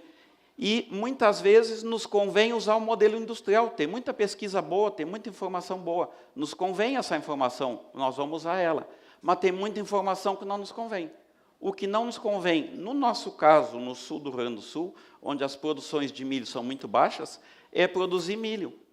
É uma lavoura cara, de baixa produtividade, 3 toneladas nós colhemos, então para nós é muito mais negócio batata doce. E aí a gente discute, né, qual é o modelo para a agricultura familiar, e a gente se dá conta de que nós precisamos descolonizar a nossa cabeça. Ou seja, aquele modelo muito bonito tecnológico que funciona em outros locais, para mim pode não ser bom. E nesse sentido nós não queremos ser colono. Colono de ser colonizado e tu ser escravizado e adotar as ideias que eu vou te colocar. Eu vou te dizer o que é tecnologia. Tecnologia é tu ter um aparelho de última geração numa instituição de pesquisa, onde nós não temos dinheiro nem recursos para conseguir fazer aquele equipamento funcionar. Então, isso não é tecnologia. Tecnologia talvez fosse nós usar os recursos que nós temos e conseguir ter impacto com isso. Mas precisamos liberar a nossa cabeça. O nosso modelo não é o modelo americano que é bonito, nem o modelo francês, nem o modelo europeu, finlandês, etc. Nós temos que criar o nosso modelo. Mas nós temos que ter coragem para isso. Nós vamos errar, nós vamos acertar, mas nós vamos criar o nosso modelo. E ele vai ser sustentável. E o modelo tem que servir para todas essas pessoas. Os antibióticos é uma coisa que a gente já sabe hoje do aspecto negativo da presença de antibióticos na ração. O setor industrial usa rotineiramente antibióticos. Isso está causando o aumento da resistência das bactérias a doenças. Então, frequentemente acontece a migração das bactérias para os humanos, e aí esse sistema de confinamento cria a gripe aviária, por causa do confinamento da gripe, confinamento das aves. Aí se coloca a culpa nas aves migratórias. Os bandidos são os passarinhos que voam do polo até o Paraná. O bandido são os porcos que estão no México e que estavam nos Estados Unidos. O bandido, todos são bandidos, menos o sistema. Esse sistema de confinamento industrial super intensivo é que gera as bactérias. Esse sistema é que é danoso para a nossa saúde. No entanto, o lobby político desses setores é muito forte e nós não conseguimos, e acaba que as leis dizem tranca a entrada dos passarinhos, porque os passarinhos é que são os inimigos. Um dos primeiros aviários que nós fizemos de bambu, com o seu Inedino, e aí o seu Inedino teve uma renda de 1 salário mínimo, com um aviário trabalhando em torno de 1 hora por dia, 1 turno por semana. E aí nós começamos a trabalhar essa ideia. Hoje a nossa proposta é essa. Tu instala um aviário colonial, dá 1 hora de trabalho por dia, um turno por semana para fazer a comercialização, e ele te gera uma renda em torno de um salário mínimo. Em alguns casos é bem mais do que isso, em outros é menos. Isso aqui tem na nossa página, a cerca elétrica que se utiliza, a ideia dos piquetes rotacionados, existem as metas de desempenho, se faz um acompanhamento. Na primeira semana, por exemplo, o pintinho tem que chegar com 40 gramas. Ao final da primeira semana, a poedeira ele tem que pesar 80. E nós fazemos o acompanhamento semanal disso. A ração, vocês sabem que uma ração é composta de energia, proteína, minerais, vitaminas e mais alguns aminoácidos essenciais. A gente pode produzir galinha sem dar ração? Pode. Pode produzir boi sem dar ração? Pode. Pode produzir passarinho sem dar ração? Pode. Viveram milhões de anos sem a nossa interferência e eles podem viver a vida inteira sem a nossa interferência. Só que para atingir um nível de produtividade que eu quero, que é ter bastantes ovos, ou para ter carne em volume maior, eu preciso trabalhar com a ração. A energia pode vir de várias fontes. A proteína também pode vir da rama da batata doce, da rama da mandioca. Isso tudo tem que ser processado. Isso tudo, todas essas partes, a gente pica, seca, depois moe, faz um farelo. É o mesmo processo para a rama da mandioca, para a rama da batata doce, para a raiz, etc. Os minerais vêm no núcleo. O núcleo é uma parte da ração que temos que comprar, que ele tem os minerais, cálcio, fósforo, sódio, etc., vitaminas. E faz a complementação dos aminoácidos. Por que nos interessam os aminoácidos? Na falta de alguns aminoácidos, a ave não tem o desenvolvimento perfeito. Já devem ter observado, muitas vezes a galinha não empena, não fecha, ela está adulta e não fechou as asas, não tem penas. Por quê? Faltou metionina.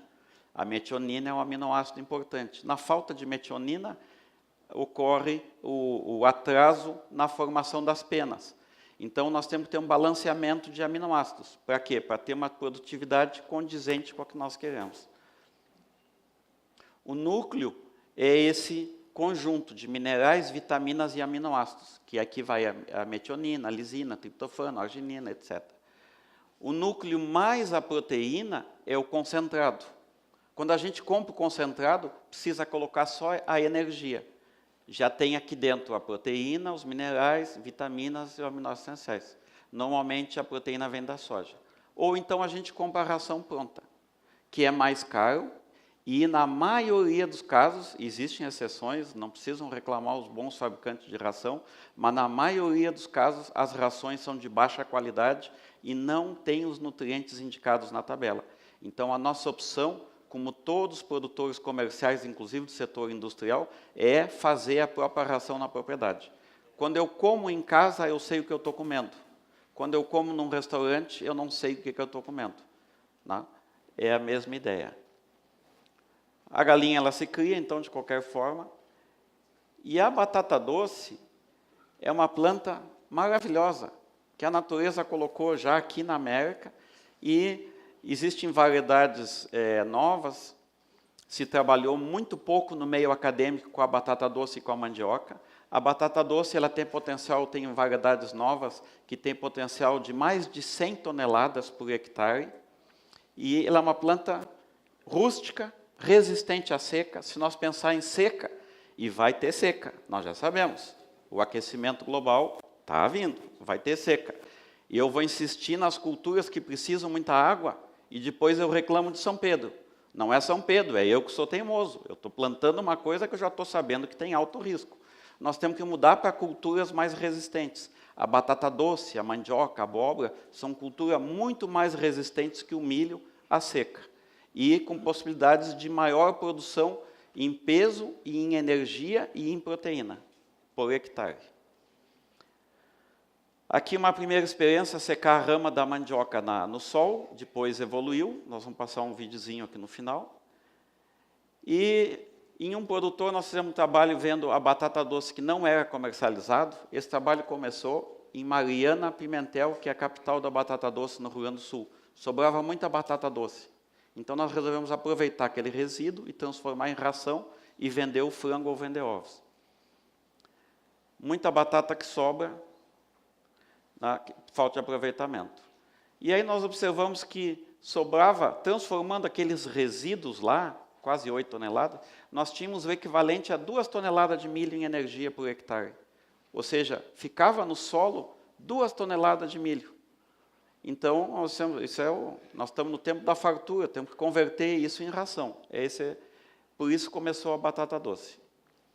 A energia, que é o que interessa para a ave, da batata doce é menor, mas nós podemos compensar ela oferecendo uma quantidade maior. No sistema industrial, eles não podem fazer isso, porque a galinha precisa ser produzida em 40 dias. No nosso sistema colonial, é 91, não tem problema. No sistema orgânico, não tem problema. Nós podemos fazer isso, o sistema industrial não pode. Eles estão dependentes do milho. Essas são fórmulas, tem no nosso site, tem outras possibilidades. Né? A mandioca, a abóbora são outras possibilidades. E existem outras possibilidades fantásticas que a gente está começando a arranhar, que são plantas aquáticas, como a lêmina, que tem possibilidade de produzir 10 vezes mais proteína por hectare do que a soja. A azola, que é utilizada na China há mais de 2.000 anos como fertilizante, tem uma capacidade fantástica de produzir proteína. Tem uma aceitabilidade, uma palatabilidade muito boa pelas aves.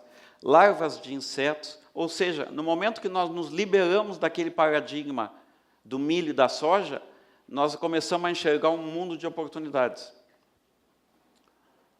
A pigmentação de ovos, as partes aéreas das plantas, a folha de batata doce e mandioca, contribuem muito para a pigmentação, que tem várias vantagens a pigmentação, não vamos discutir aqui. Existe esse mesmo tipo de trabalho que a gente está fazendo aqui e do que nós estamos discutindo aqui, está sendo discutido hoje em outras partes do mundo também, no mesmo nível.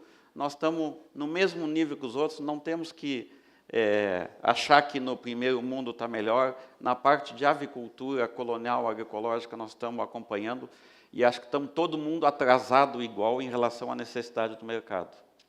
Aqui é um produtor na Espanha que produz orgânicos, móvel. Uma classificadora de ovos de pequeno tamanho, nós podemos classificar os ovos em pequenas unidades, não precisa ter megas unidades. Essa aqui tem menos de 30 metros quadrados, com inspeção municipal. Conversávamos ontem com um aluno aqui da UEM, da possibilidade da defesa sanitária, da possibilidade de passar isso para nível estadual, existe possibilidade. Abatedouro, o Lorenzetti, esse colega aqui, de chapéu ali, já trabalhou 20 anos com abatedouros familiares de frangos, abatedouros pequenos. É possível se fazer pequenos abatedouros com qualidade e legalizar a produção, gerando emprego na família. E eu queria passar, concluindo aqui, um vídeo, esse vídeo sobre produção de frangos. A avicultura colonial e a avicultura orgânica podem contribuir para a diversificação das atividades da agricultura familiar, especialmente nas regiões que apresentam atividades de produção centradas em monocultura. O Rio Grande do Sul é um estado de colônias, né? Até onde temos colônia italiana, colônia alemã, colônia polonesa, espanhóis, portugueses. Então a gente sempre fala em avicultura colonial no Rio Grande do Sul. Caipira é um termo mais de Minas, mais de São Paulo, né? E se usa também no Paraná. Então a gente gosta de valorizar a nossa cultura, o nosso produto, a nossa colônia, né? Reforçar as características boas, né? A boa comida da colônia. Então a gente fala sempre em avicultura colonial.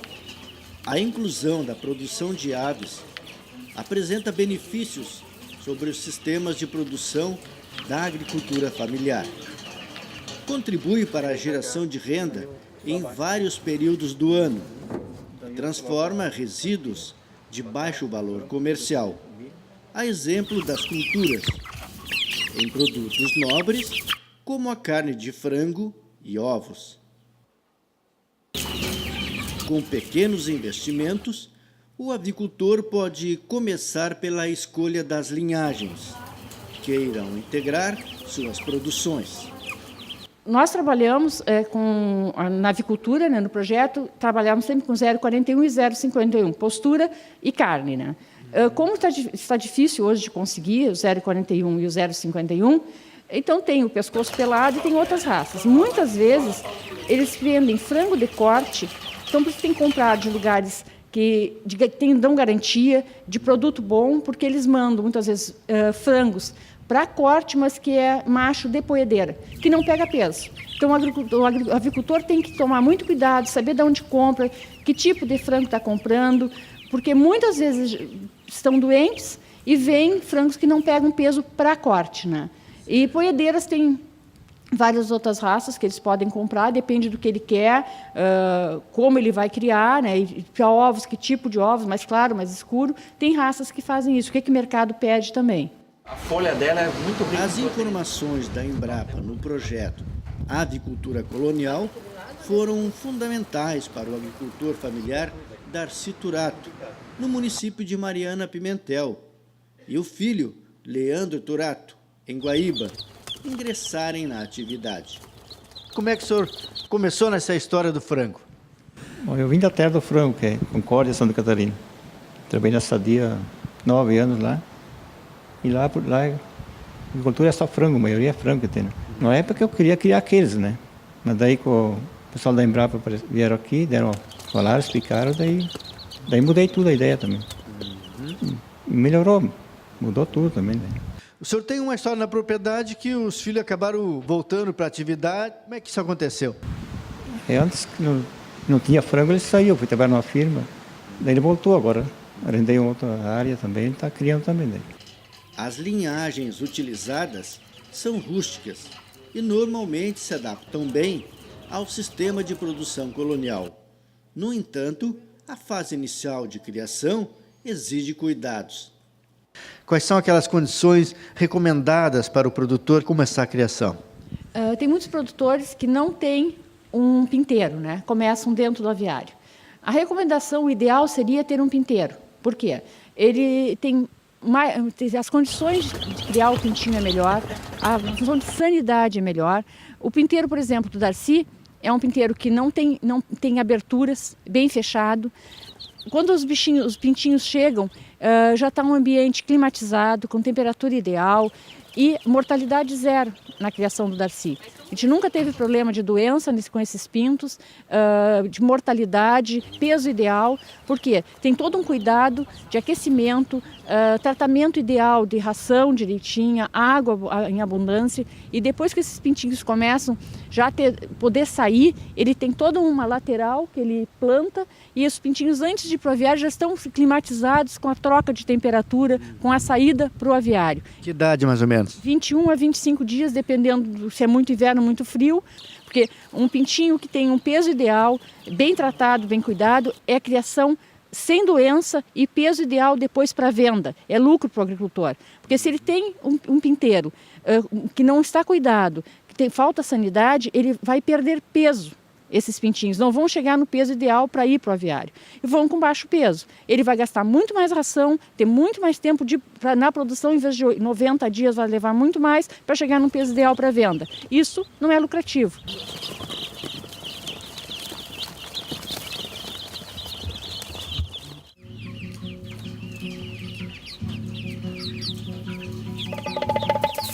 Depois que o avicultor recebe os pintos no criatório, são necessários 3 meses para que eles possam atingir de 2 a 3 quilos. Muitas vezes, antes disso, os compradores já estão à procura. Nós vamos buscar tudo em casa. Quando eles ficam sabendo que tem, eles ligam e toda hora tem gente pegando frango. Porque é um frango que ele é diferenciado, ele não vem a ser apurado, né? O processo apurado, né? Ele vem devagarinho, à base de aveia e milho, né?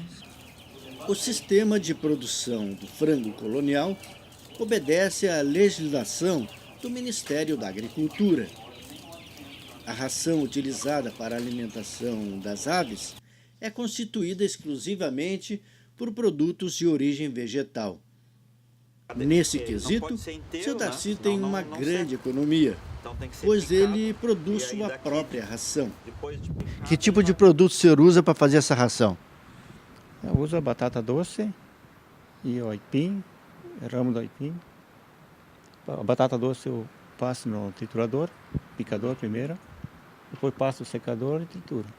Bom, são todos produtos fáceis de conseguir aqui, inclusive aqui o município ele tem essa fama de ser um dos maiores produtores de batata doce, aqui consegue fácil. Aqui tem, o que mais tem Maria é batata doce. E a gente planta bastante também aqui. Planta para vender para o mercado e a sobra eu faço oração. Né? Chega aqui o produto, para onde vai primeiro? Primeiro vai o picador.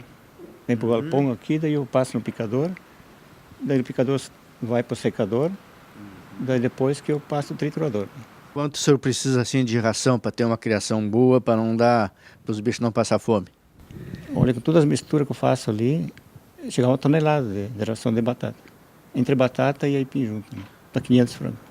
500 frangos. E uma coisa super importante é a questão da autonomia na produção de ração.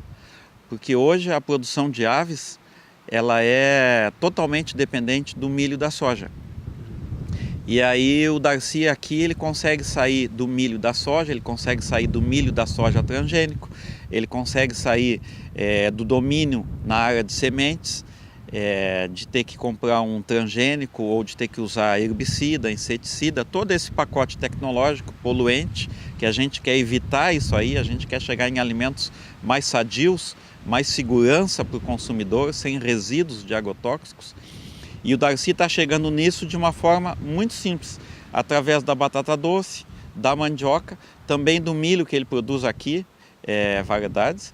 E a batata doce e a mandioca oferecem energia através das raízes e proteína através das folhas. O Darcy produz aqui frangos, muitas vezes orgânicos, substituindo a soja pela rama da mandioca e substituindo o milho pelas raízes de mandioca ou de batata doce. O sistema colonial avícola avança no caminho da sustentabilidade econômica, social e ambiental. Estudos já apontam as condições ideais para a criação de frangos e poedeiras. Todos visam o bem-estar das aves. Esse bem-estar, ele acaba também se traduzindo em maior rentabilidade e melhor qualidade do produto. Uma das questões interessantes que a gente busca na agroecologia é a diversidade, é o equilíbrio dentro de um sistema. E aqui o Darcy tem uma condição muito favorável e que ele soube aproveitar muito bem, manejar muito bem. Que ele tem uma paisagem aqui com muita árvore, diversidade de ambientes. Então, tem árvores nativas. Isso aí cria um ambiente, né, onde as aves se beneficiam disso. Existe uma diversidade também do que a gente vê e do que a gente não vê. E essa diversidade do que a gente não vê, as aves também se beneficiam. Um resultado disso que a gente observa é que as aves aqui do Darcy são sempre muito mais saudáveis. Raríssimas vezes o Darcy teve problemas de doenças ou de mortalidades, alguma coisa anormal. Raríssimas vezes os índices deles de viabilidade de aves vivas, os percentuais, são sempre excelentes. E a gente pode ver que apesar das instalações serem muito simples, muito sem sofisticação, elas são muito eficientes. Elas são muito boas, muito limpas, muito organizadas. Quanto à lotação dos animais, qual é o recomendado? Dentro do aviário, pela legislação de avicultura colonial, para frangos se utilizam 10 aves, 10 frangos por metro quadrado. 6 no caso de poedeiras. No caso dessa estrutura aqui, que tem em torno de 50 metros quadrados, a lotação seria 500 frangos. E no pátio, para cada frango, tem que ter 3 metros quadrados de piquete. Cada 2 meses dá um lote, 3 meses tu vai trocando, né? Porque eles na base de 60 dias, eles já estão saindo. Já sai, já começa a abrir o aviário e já sai, né? Esse aviário aqui, recém saíram as aves. Esse aviário aqui vai ser fechado, limpo, vai passar a vassoura de fogo aqui, vai queimar com o maçarico a gás. e vai ser retirada a cama para compostagem, para deixar preparado para entrar o próximo lote. E uma das coisas interessantes aqui no aviário do Darcy é os bebedouro nípel, que é isso aqui. Agora a água está desligada, mas é essas gotinhas aqui. Isso aqui é muito prático, muito funcional e garante uma higiene, uma sanidade melhor do lote. Os comedouros também estão todos ligados numa catraca, aqui. E essa catraca baixa os comedouros e levanta eles todos também de uma vez só. Então isso aí facilita o manejo do lote. Uma coisa importante é, de dia se levanta os comedouros até bem alto, para estimular as aves para ir para o palmar. Depois à tardinha se baixa. E assim com a catraca fica fácil do Darcy fazer. Como em qualquer atividade, o agricultor precisa estar bem informado, buscar capacitação e seguir as orientações técnicas.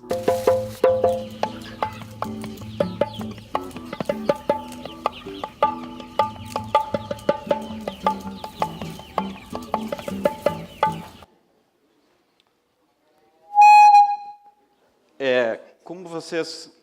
Pode passar só o endereço, a página... Desculpe, sou eu, está aí. Como vocês observaram, apareceram 2 aviários ali. Um é um aviário de 300 aves, 300 frangos. Quando o Darcy começou, nós começamos com 250, depois passou para 300. Isso aí começou a dar certo e nós observamos assim, com um frango colonial, o Darcy conseguia chegar a ter a renda que um avicultor industrial precisava criar 20, 30, em alguns momentos 50 frangos.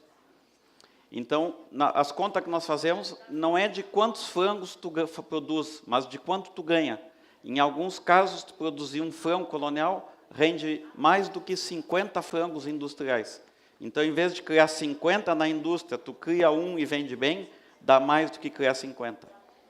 Teria várias questões para a gente trabalhar, mas a mensagem que a gente... o Darcy aqui, ele passou para 300 frangos, depois, como estava indo muito bem o negócio, ele expandiu e chegou a 3.200 frangos. Então, vocês viram 2 aviários, um grande, moderno, bonito, não se assustem com aquilo, aquilo foi o aviário, já foi o avanço, já foi 5 anos de trabalho com o Darcy, ali, ou mais, mas ele começou com um aviário pequenininho. Então, nós podemos trabalhar com avicultura colonial com 50 galinhas, com 20 galinhas. Sempre tem alguma tecnologia que a gente pode encaixar. Era isso que a gente queria apresentar. Muito obrigado.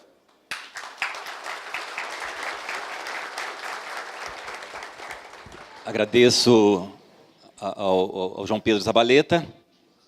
É que o João deve ser italiano, né? É difícil parar de falar, né?